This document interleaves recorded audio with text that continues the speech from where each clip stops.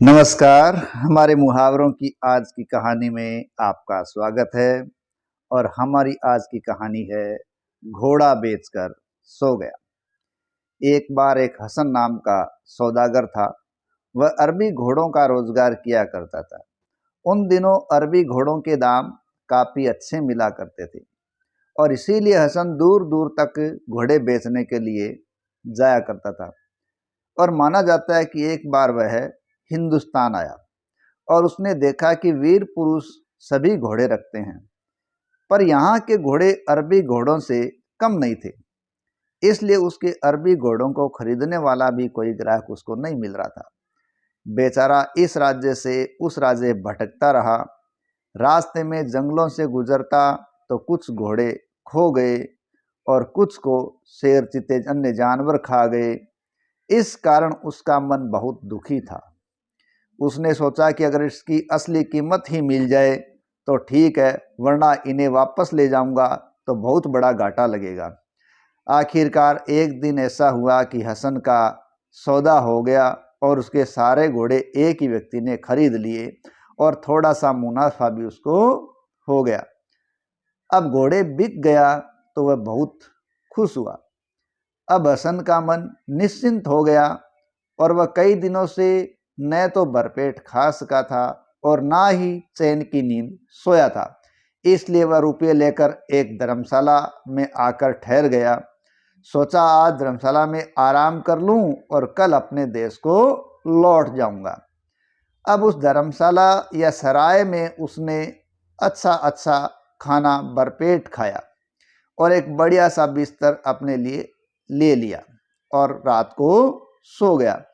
उसे अपने कमरे के किवाड़ तक बंद करने का ख्याल नहीं आया, क्योंकि वह कई दिनों के बाद आराम महसूस कर रहा था। इसलिए उसे लेटते ही नींद आ गई और वो खर्राटे भरने लगा। रात के लगभग 2 बज रहे थे। उस सराय का मालिक पहरा देते समय जब हसन के कमरे के सामने से गुजरा तो उसने देखा कि उस कमरे के किवाड़ खुले हुए हैं और हसन गहरी नींद में सोया हुआ है। उसने उसकी जेब से सारे रुपये नीचे गिरते हुए देख लिए। रुपये सारे नीचे गिर चुके थे। सराय के मालिक ने चुपके से सारे रुपये उठा लिए और चला आया। सवेरा हुआ।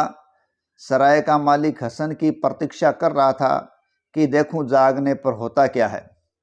जब काफ़ी देर हो गई और हसन नहीं उठा तो उसे उठाने के लिए उसने अपने नौकर को भेजा। हसन अब भी खर्राटे भर रहा था। नौकर ने उसको कई बार हिलाया डुलाया, लेकिन उसके खर्राटे तेज थे और वो गहरी नींद में था। इसलिए नौकर वापस आया और उसने हसन की नींद का हाल मालिक को बता दिया। अब मालिक ने थोड़ी देर बाद फिर जगाने के लिए कहा। बेचारा नौकर फिर गया तो देखा कि हसन पहले जैसे गहरी नींद में है और वो तो खर्राटे ले रहा है। वह चिल्लाया भी, ताली भी बजाई, लेकिन हसन तो जैसे कुंभकर्ण की नींद सो रहा था। लेकिन बाद में काफ़ी कोशिश के बाद उसने हसन को जगाया। जागते ही हसन ने देखा कि उसके रुपये गायब हैं और वह घबराकर चीख चीख कर रोने लगा।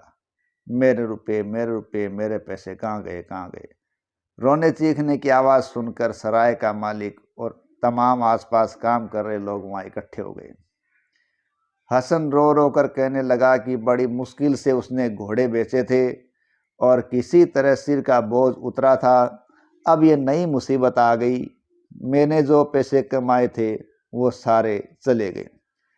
सराय के मालिक ने कहा, ये तो तुम्हारी गलती से हुआ है। तुम तो निश्चिंत होकर सोए और ऐसे सोए कि तुम्हें कोई होश ही नहीं रहा। बड़ी मुश्किल से हम सब ने तुम्हें जगाया है, लेकिन अब तुम्हारे पैसों का हम क्या करें कि वो कहाँ गए। हसन को अपनी नींद पर सचमुच दुख हुआ। वह रोता भी लगता रहा और बोलता रहा कि अब मैं क्या मुंह लेकर अपने घर वापस जाऊंगा। हसन को दुखी देखकर सराय के मालिक को अब दया आ गई। उसने कहा, कोई बात नहीं है जनाब, खुदा का शुक्र अदा करो कि सचमुच कोई चोर नहीं आया और रुपये मेरे ही पास है। लेकिन कभी इस तरह घोड़े बेचकर नहीं सोना चाहिए, वरना जिंदगी पर पछताओगे। हसन ने कसम खाई कि अब वह इस तरह कभी नहीं सोएगा। लेकिन उस दिन से ये उदाहरण बन गया कि निश्चिंत तथा कुंभकर्णी नींद सोने के लिए लोग ये कहने लगे कि ये तो घोड़े बेचकर सो गया।